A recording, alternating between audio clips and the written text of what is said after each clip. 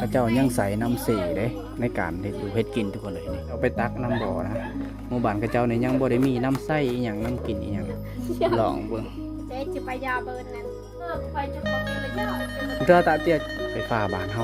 ฮาก็ใส่อันนี้แหละทุกคนมีเห็ดมีอีหยังนี่คือเจ้าหามาแต่ดงแต่ป่าเห็ดตัวนี้นะดอกยินดีตอนรับคักแหน่ทุกคนมา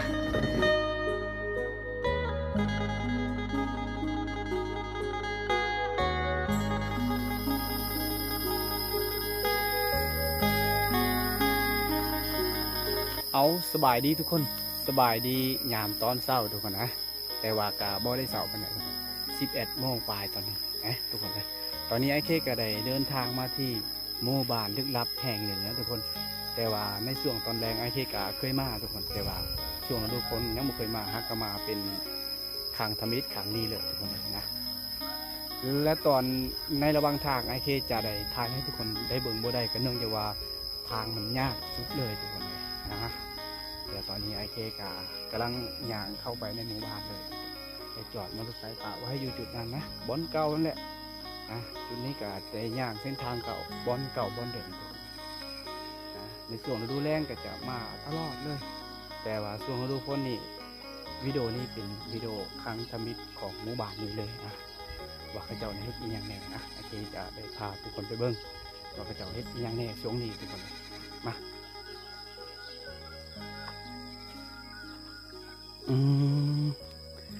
เหือนสารเพื่อนทุกคนนี่แหละมันอาจจะแม่นตอนเที่ยงนะช่วงนี้อาจจะแม่นช่วงเที่ยงเลย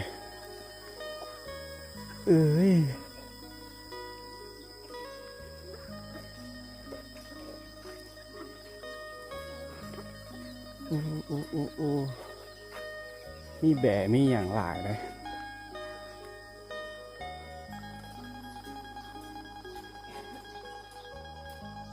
กลองบัดก็นอนเจ้าเจอตัวเจ้าอยู่เบิ้ลส่วนเจ้าทั้งส่วนนะ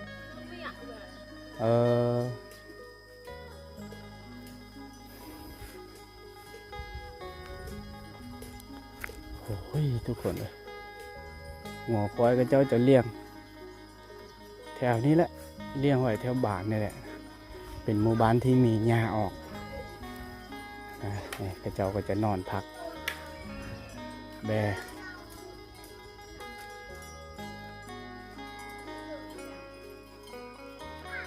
เจ้าจะเลี้ยงควายแบบสบายเลยทุกคน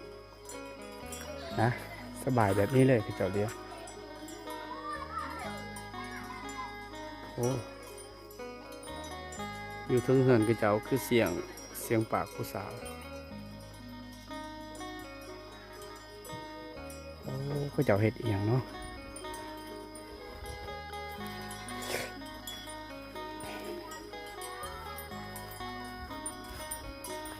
สิไปถามกระเจ้าเด้อ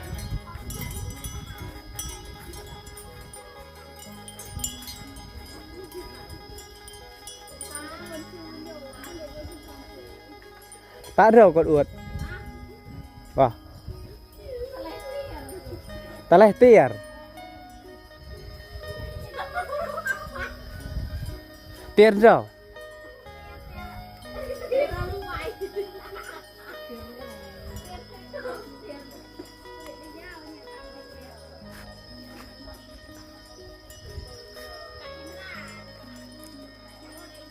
พักหนาวกับเจ้าเตี้ยมึงอีบ่ซื้ออีบ่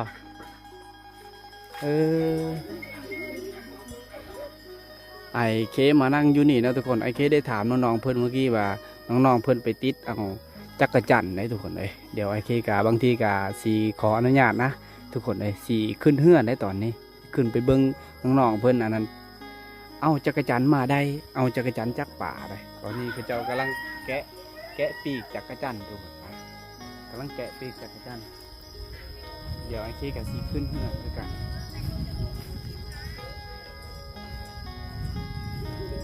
สอนดงทีเดียวตัวนี้เตี้ยเลยตาจ่าไอ cha tiệt à cha tiệt đứng lên à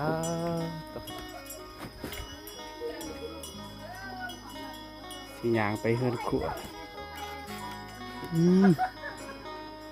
ô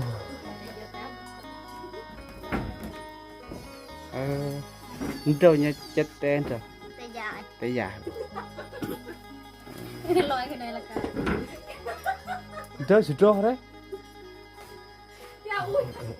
nà chơi cái bay cái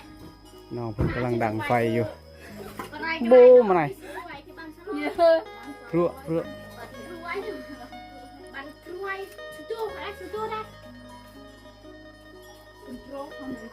chỗ rổ chỗ bòi có bánh nua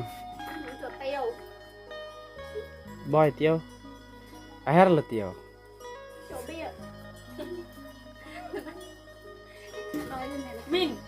minใส่ปลาสลิดชุนฟ้านมันดาวแต่ต้องไปตนาเบิร์ด lỏng bữa เจ๊จะไปยาเบิร์ดนั่น mình thử lỗ ăn này kìa เบิร์ดเลยเยยเห็นควายลืมคืนเยอะ mỡ hung sục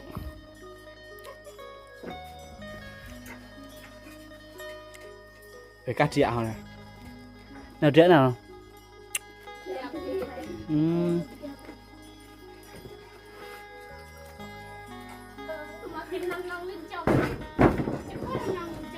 đừng có ta nè tôi đã giao xong rồi nhẹ rồi con nãy mới cho con không dây tụi ai nó có cần sợ là cầm tiền không bao nhiêu thay rồi trong tay không buồn cơm không thiệt เจ้ากำลังสีขั่วเลยกำลังสีขั่วจักรจันทร์นะขั่วใส่แป้งนัวใส่เกลือนั่นแหละผู้สาวมิติภูงามๆเลยสภาพเดิมมูเดิมมั้ง sao má thì viền đây โอ้ยฮักก็มาแต่เวียงพระเจ้าหยะเลยทุกคนเลย con sao lên chồng thao bà vào lên chồng nó mà léo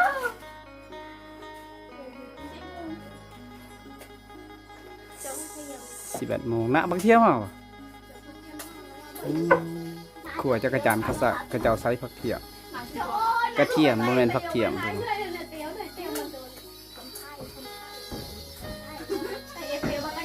nông lờ phải chạy thì không chạy nó phải phá cho đi đây cứ lắm phá cho đó thì được rồi chúng ta nó phải nào đâu có để xin con tầng hai là bông mày tay có đây mình một mày đã tay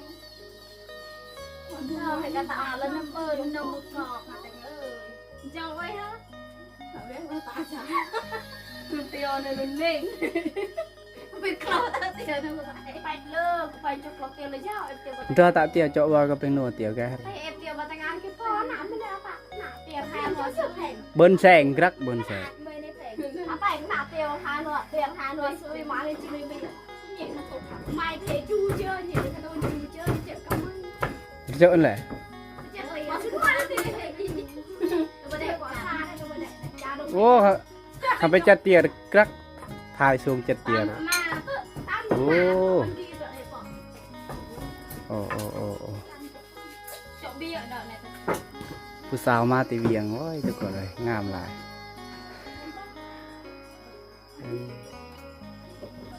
เอาโจได้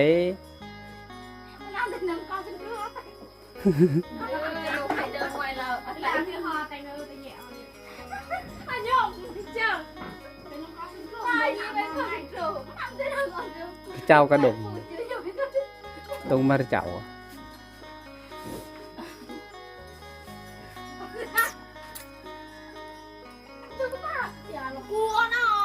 พระเจ้ายังใส่น้ำเสีเด้ในการเห็ดอยู่เห็ดกินทุกคนเลยนี่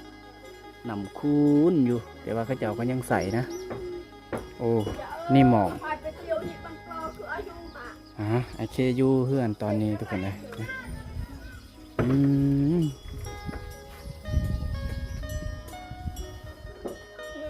Kelar chưa? Ui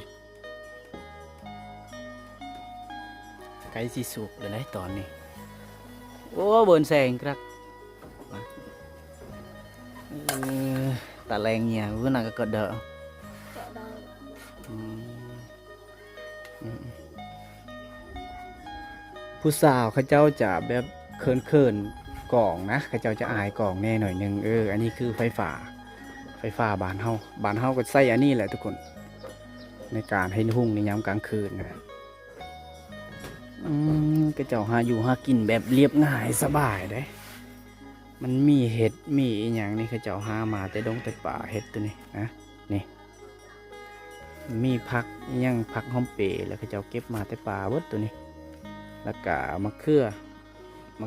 สงสัยเขาเจ้าจะปลูกแถวให้แถวสวนนะเขาจะหาง่ายเอาง่ายอยู่ได้ทุกคนเด้อเลยดอกยินดีตอนรับคักแหน่ทุกคนมาเบิ้งน้ำกินพระเจ้าเด้อทุกคนเลยมันน้ำสีใสหรือบ่น้ำสีกุ่นโอ้น้ำใสได้เขาเจ้าสงสัยเขาเจ้าไปตักน้ำบ่อนะหมู่บ้านเขาเจ้าเนี่ยยังบ่ได้มีน้ำใสอีหยังน้ำกินอีหยังน้ำบ่ดอกบ่ดานยังบ่ได้มีเลยตอนนี้ไอ้เคกอยู่ถึงเฮือนนะทุกคนเลยทาเขาเจ้าอันขั่วจักรจันทร์นะจักรจันทร์น้อยช่วงนี้กำลังฮอดฤดูกาลจักรจันทร์แล้วทุกคนทุกคนเลยตอนนี้ไอ้เคได้ลงจากเฮือนจุดนั้นนะทุกคนน้องๆเพื่อนก็ยังน้องเพื่อนก็ยังกินข้าวกำลังกินข้าวอยู่กินจักรจันทร์กับข้าวโอ้ทุกคนเลยยังไม่ดูเลยเบิ่งนี่ไม่ดูเลยนี่นะบอกเขาเจ้าพักก่อนไอ้เคก็สีผักอยู่นี่แหละทุกคนโอ้ยอากาศมันสีครึมอบอ้าวอยู่นะตามเบื้องนะฝนสิตกเลยทุกคนเบิ่งคึมอยู่นะถ้าว่าฝนตกกะไอ้เคจะเมื่อบ่ได้แล้วทุกคนถ้าว่าฝนตกเพราะว่าเส้นทางกะมันอาจจะยากแน่หน่อยหนึ่งนะเนื่องจากว่าเมื่อบ่ได้เลยถ้าว่าฝนตกนี่คือเฮือนศาลล้านแปลนกระเจ้าแล้วทุกคนตอนนี้ไอ้เคก็สีหยางสุดบานเลยนะหยางสุดหมู่บ้านให้ทุกคนได้เบิ่งนี่จุดนี้คือจุดที่สุดหมู่บ้านนะแต่ว่าช่วงฤดูนี้มันอาจจะมีผักมีหญ้าออกหลายเลยมันจะเฮ็ดให้งัวให้ควายนั้นกินอยู่กินสบายได้ทุกคนโดยที่เจ้าของบ่ต้องได้ออกป่านะคือหมู่บ้านไอ้เคกับแบบนี้แหละนี่สิไปเบิ้งสวนเขานี่กกมะม่วงกำลังเป็นเลย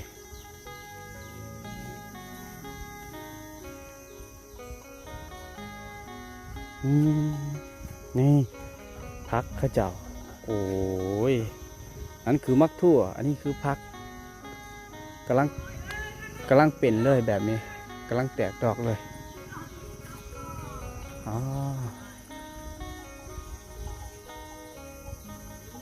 และทุกคนเลยคนอาจ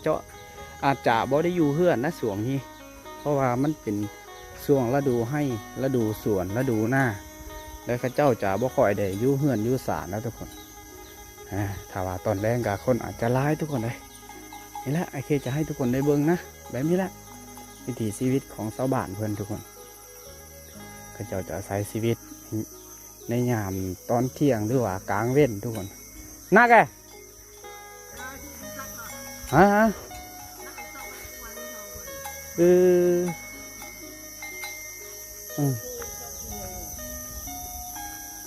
กกไม่ดูหลายเขาเจ้าว่าช่วงนั้นเขาเจ้าซื้อเบียร์ไม่ดูหลายแล้วเขาเจ้ามาปลูกนี่แหละแม่นเลยนี่ไม่ดูหลายบ่เนี่ยบ่โอ้กกไม่ดูหลายทุกคนทุกคนอายเพิ่นได้สากโทรศัพท์นะหรือว่าแม่แหละสากเอาแต่แสงแดดแสงโซลาร์เซลล์นี่แหละมุดเด้นี่ไหมมุดเด้เหรอ7%ใส่ตั้งโตแม่นไหมเพราะเขาได้อยู่ได้ทุกคนเลยก็ใส่ได้อยู่นะนี่แสงโซลาร์เซลล์ไฟฟ้าบ้านเฮาแล้วทุกคนแล้วก็ต้องใส่อันนี้อีกมีปากเสียบมีแบตเตอรี่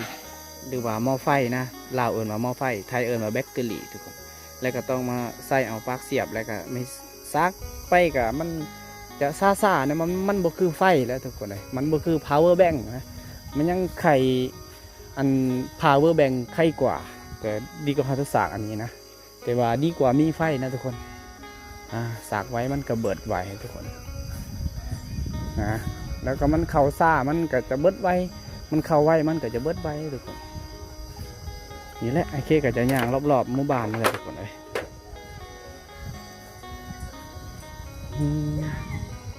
โอ้เสียงผู้สาวแต่ว่าอันมันจะผู้สาวจะเขินๆหายกล่องไอ้เคก็จะว่าได้อยู่จุดนั้นนะทุกคนนี่แหละจุดนี้แหละ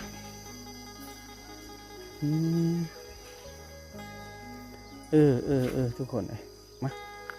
อย่างเลาะเซ่ทาวาตอนแรกอาจจะเห็นผู้สาวหรือว่าเขาเจ้าได้ลง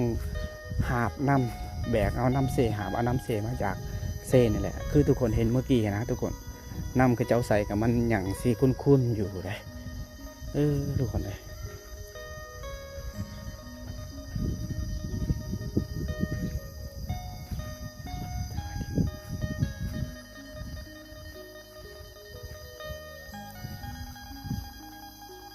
โอ้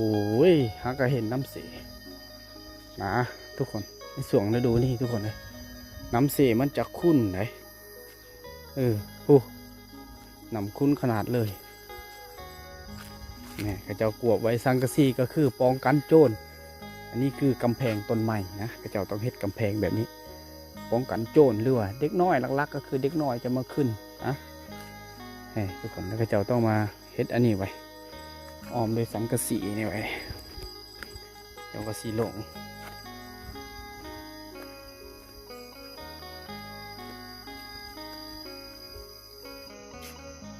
ก็ได้ขึ้นจากน้ำเสตอนนี้ก็ได้ขึ้นจากน้ำเสแล้วทุกคนสภาพโอเคนะเดี๋ยวสิขึ้นถึงบ้านในส่วงคือหวานแล้วทุกคนส่วงฤดูนี้นะอาซิแมนมักม่วงมากอีหยังก็อาจจะเบิดแล้วทุกคน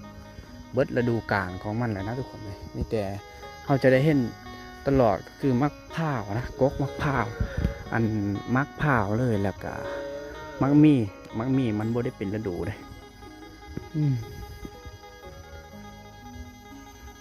ฝนเลยกำลังมาเลยฝน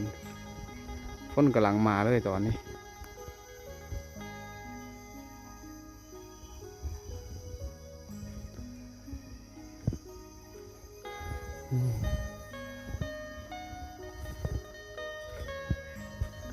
เฮ้ย đạn rồi ông kẹt tay kèn nào kẹt tay kèn vô phênh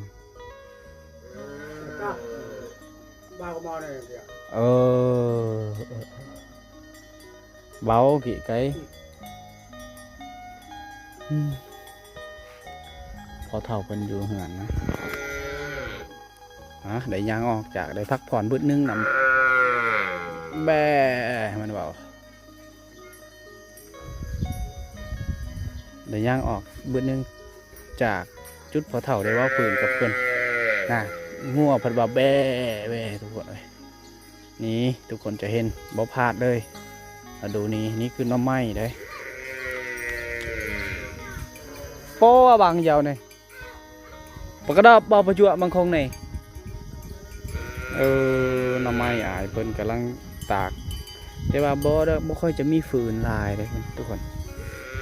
บ่ค่อยจะเห็นฝืนลายอยู่ทางลุ่มโลมาแล้วยวนไปเจอมันเนี่ยโลเก่า10,000เวียดที่อยู่บ้านเราออนตั้งแต่มาซื้อทุกคนเจ้าซื้อโล90,000บางบ้านนะเขาเจ้าซื้อโล100,000ปลาย150,000 160,000นี่แหละขี่รถถีบไปเอาทุกคนเลยนี่แหละข้าเจ้าจ้ะโอ้หัวแบลายได้หมู่บ้านข้าเจ้าเนี่ย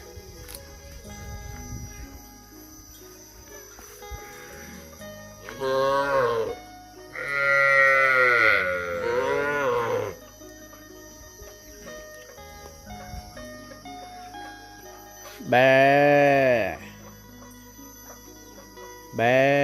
มันบอก กระเจ้าเอาขึ้นถึงเลย เพราะว่าให้มันถึกแสงแดดนะตอนแรกก็ให้มันถึกแดดต้องได้เอาไว้อยู่ถึงเอาไว้แบบสูงๆเลยนะแสงโซลาร์เซลล์เอาไว้อยู่สูงเลยทุกคนเงียบเงินกระเจ้าเนี่ยบ่มีคนอยู่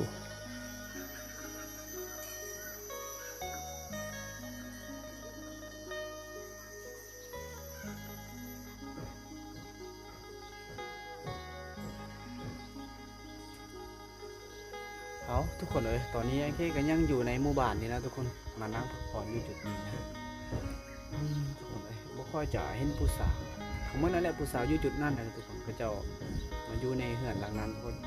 เมื่อกี้นะเขาเจ้าได้คั่วจักรจันทร์แล้วกินจักรจันทร์แล้วก็นั่งเว้าพื้นอย่างนั้นนี่อยู่ในเฮือนเขาเจ้าเลยแต่ว่าไอ้เคก็บ่ได้อยู่นั่นแล้วทุกคนเพราะว่าเขาเจ้าจะอายๆหน่อยหนึ่งนะเขินๆหน่อยหนึ่งเลยบ่ไอ้เคก็บ่กล้าได้ถ่ายให้ทุกคนได้เบิ่งด้วยกันนะ เขาอายกองเวลาไอ้เคจะอวยกองใส่แล้วก็จะแลนนี่พบนี่ไอ้เคครับพอคณะถ่ายแบบนั้นนะทุกคนมีแต่จะได้พาทุกคนไปเบิ่งที่แถวบ้านนี่แหละทุกคนนี่ช่วงนี้นั่นมีแต่หน้องไม้อะไรกระเจ้าเห็นแต่ว่าสมองนี้นะกระเจ้ายังไปหาหน้องไม้เลยทุกคนช่วงนี้นะกระเจ้ายังไปหาประมาณ4-5 โมงเดี๋ยวจะกลับมาออกมาผู้บางคนมีเหือก็ต้องเลยเดินทางด้วยทางเหือนะแต่เจ้าที่บ่มีเหือก็ต้องเลยออกเอาเนี่ยแหละอย่างเอาพูนไปหาอยู่พูนแถวห้วยแถวแคมห้วยแคมเสียนะทุกคนไอ้เคก็อยู่บ้านนี่แหละนั่งอยู่จุดนี้หานค้าก็มันบ่ค่อยจะมีนะมีแต่หานค้าตัวนี้แหละเขาเจ้าขายของหวานมีอยู่2 หานค้าเมื่อวานเขาเจ้าอยู่ปุ่นก็มีทุกคนเฮ้ย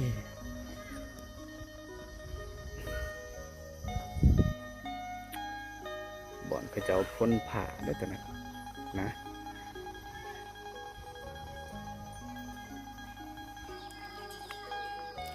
ผ่านไป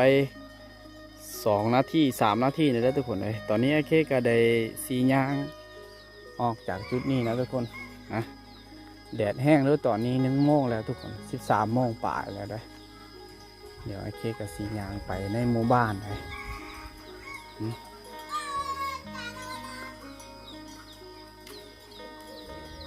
งัวมันจะกินกินนี่อย่างก็ง่ายๆอยู่แล้วทุกคนถ้ากินแถวนี้เลยนะ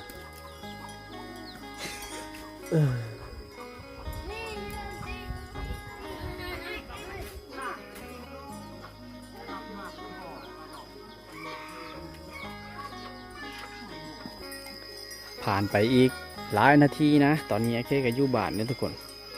ยังอยู่ในหมู่บ้านนี่แหละอันนี้คือโคกนะทุกคนน่าจะเคยเห็นเคยหูนะทุกคนเลยความกระเจ้าใส่งานทุกๆตอนเศร้าตอนแรงนี่แปลนเบิดเลยนี่โอ้ยขักลายในตอนเศร้าเขาเจ้าจะตื่นที่เสามาแล้วจะถอกเขาอยู่นี่แหละเอาสากตัวนั้นมาต่ำเลยเอาสากตัวนั้นมาต่ำเลยทุกคนนี่2 ครกอยู่ในเฮือนเขาเจ้านี่ครกตำเข้าแบบดั้งเดิมนี่ก็แปลนนะไม่แปลนที่เขาเจ้าบ่ได้นำใส่งานนะเจ้าจะกองปะไว้แถวนี้ตอนนี้ก็มันจะน่าอันนั้นเลยนะทุกคนมันเน่าเลยได้นะมันจะเปื่อยแล้ว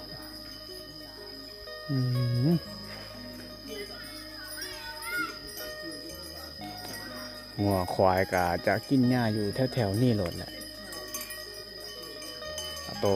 อัน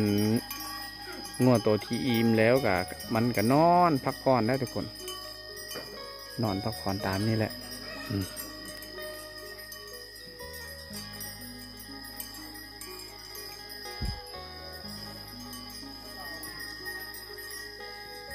ถึงเฮือนก็จะปลูกสลีกกสลีอย่าง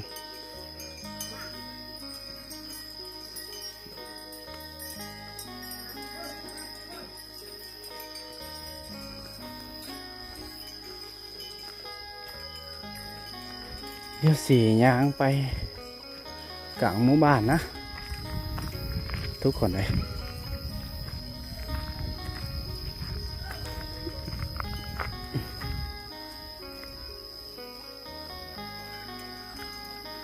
างคนนะก็เจ้าจะนอนพักผ่อนนอนพักผ่อน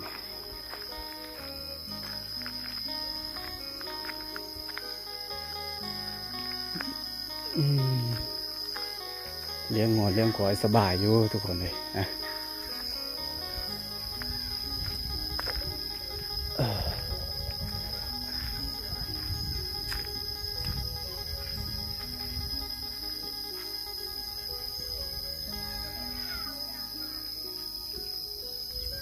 มันยังมีคกตำเข้านะบางหลังคาก็จะมีห้องสีนี่ก็คกตำเข้าคือกันทุกคนเลย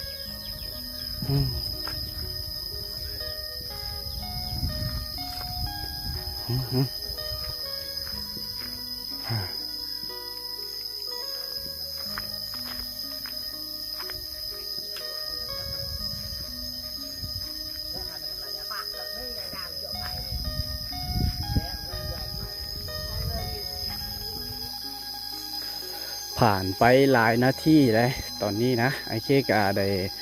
ขึ้นพักผ่อนอยู่ในเฮือนข้าเจ้าเนี่ยนะทุกคนเพราะว่าเฮือนข้าเจ้านี่ข้าเจ้างานกรรมนะเพราะว่าเมียข้าเจ้าได้เกิดลูกแล้วข้าเจ้าเลยงานกรรมไอ้เคก็จะได้ขึ้นเบิ้งข้าเจ้าลิ้นไผ่อยู่จุดนั้นตอนนี้ก็ได้ลงจากเฮือนแล้วนะทุกคนไอ้โว้ยมอเตอร์ไซค์ไอ้เคทึกแดดในตอนนี้ก็สิถ่ายในระหว่างทางให้ทุกคนได้เบิ้งบรรยากาศได้ทุกคนเลยนะนี่แหละอีห่างคู่ใจเหมือนเดิมตุ้มมาเนี่ยมา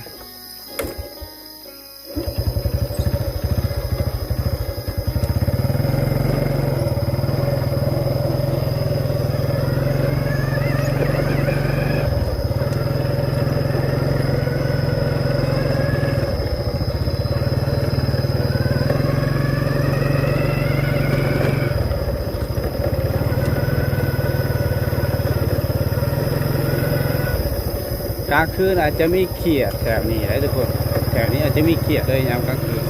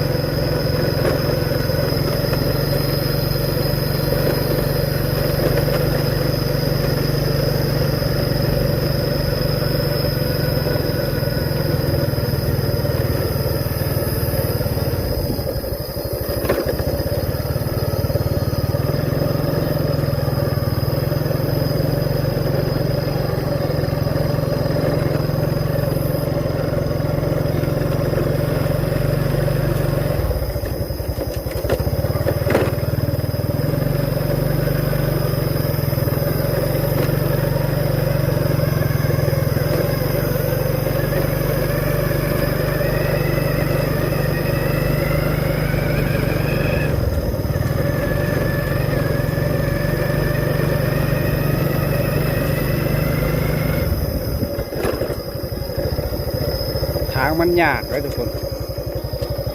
นี่จุดนี้ยากโอ้โห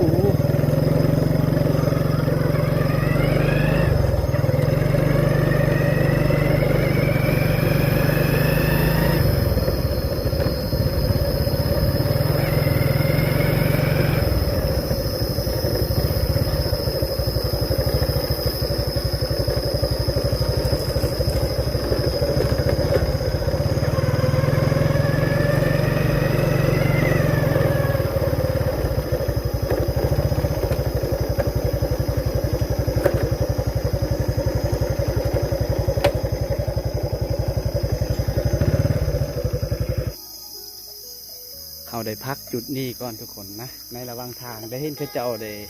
ดำหน้าทุกคนเดี๋ยวตอนนี้สีพาไปเบิ้งสีพาทุกคนไปเบิ้งเขาเจ้าดำหน้าเพราะว่าอยู่ในเขตนี้เป็นเขาเจ้านี่แหละดำก่อนหมู่เลยทุกคนโอ้นี่คืองัวนะสองสาวได้เลี้ยงงัวทุกคนเฮ้ย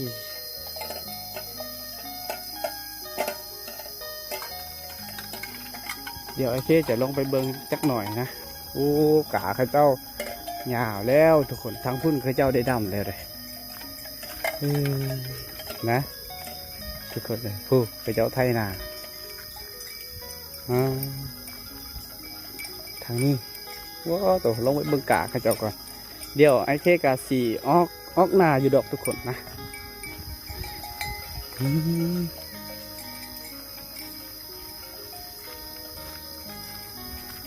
โอ้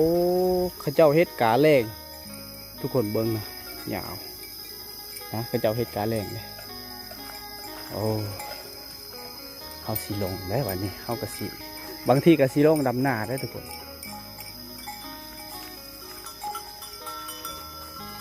มา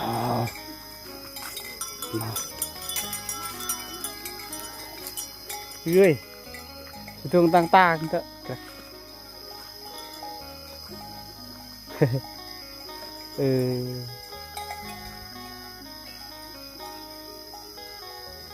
เลี้ยลูเลยกระ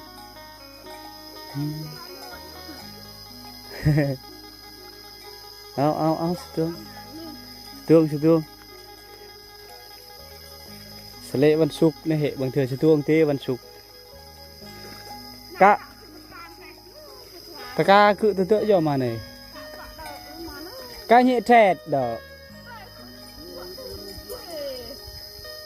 ไปที่อะไรหรออ้าวเปลเดมากระเดาะเหยแทด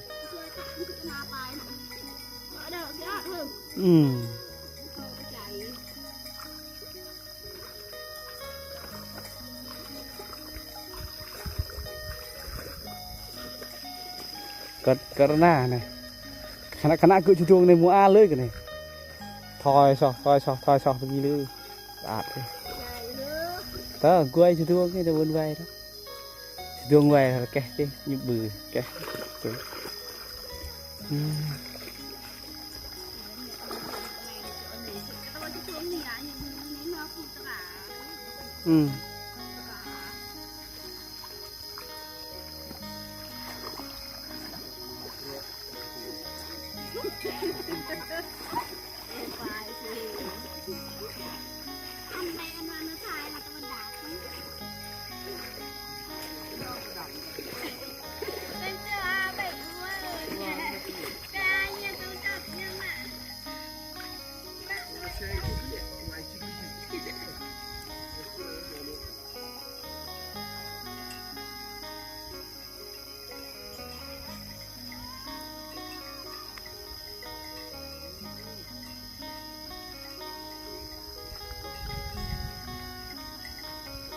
จะอ่องเอาตะกา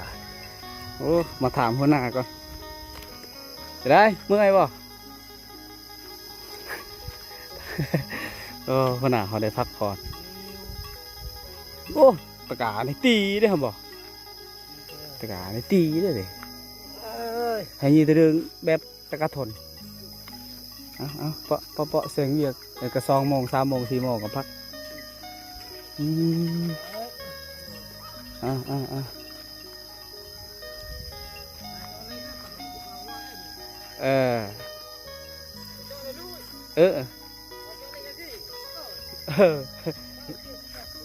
เจ๊กันหรอ38 37เอาทุกคนเลยนี่แหละที่ชีวิตสาวหน้าทุกคนก็เจ้าได้ดำหน้านะที่ทุกคนเห็นนะเขาเจ้าดำหลายก็คืออันเขาเจ้า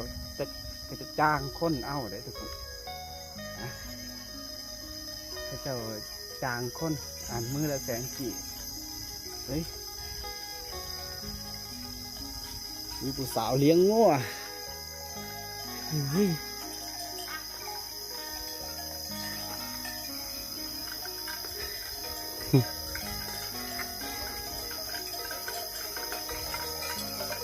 โอ้งัวเขาเจ้าหลาย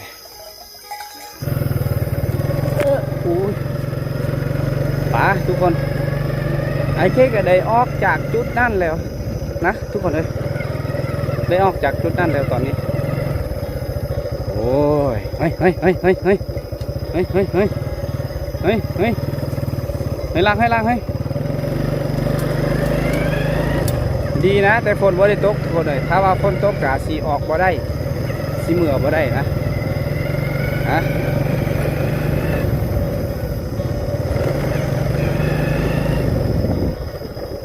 เจ้าไทยฮุดไทยยังแล้วทุกคนเลยเบื้องนี้ก็เจ้าได้ดำหน้าดำยังเลยนะทุกคนเลยสีหอนแล้วดูเกาะแล้วดูการของมันแล้วนี่หน้าตัวนี้เมื่อวานนี้นะเมื่อวานนี้กับไอเคมาเวียกอยู่บ้านนี่แหละแต่ว่าบอได้อัดวิดีโอให้ทุกคนได้เบิ้งทุกคนเลยนี่ทางนี้ทางพุ่นกับข้าเจ้าไทยฮุดไทยอีหยังนะพุ่นเลย